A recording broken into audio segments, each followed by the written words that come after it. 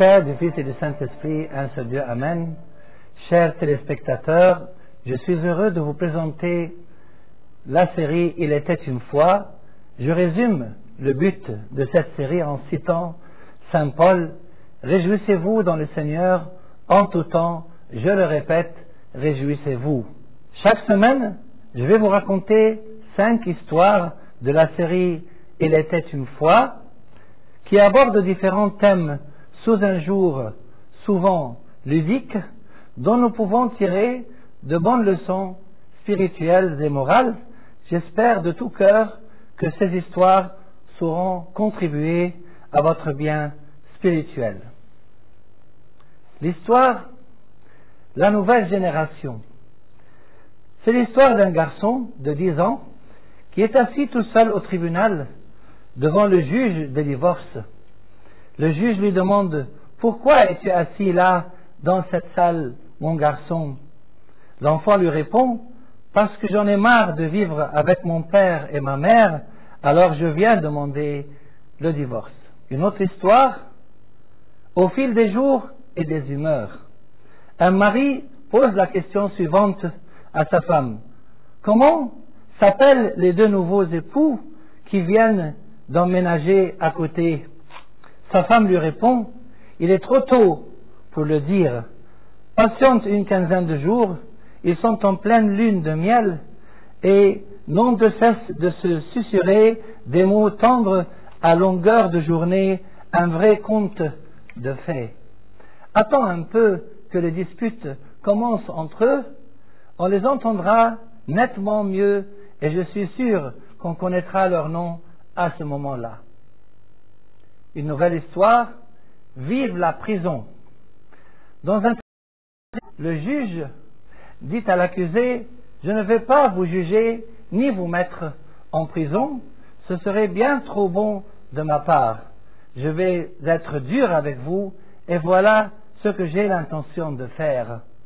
Je vais vous libérer afin que vous puissiez souffrir du coût de la vie, de la pauvreté, du chômage, des crises financières, des impôts et des problèmes économiques. Une autre histoire, si vous trouvez quelqu'un qui vous apprécie.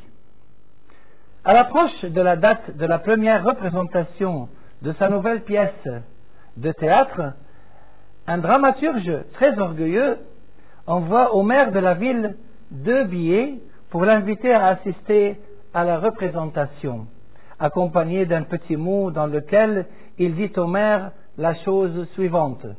Le second billet permet à monsieur le maire d'inviter un ami à venir avec lui si tant est qu'il parvienne à trouver quelqu'un qu'il apprécie suffisamment pour l'accompagner.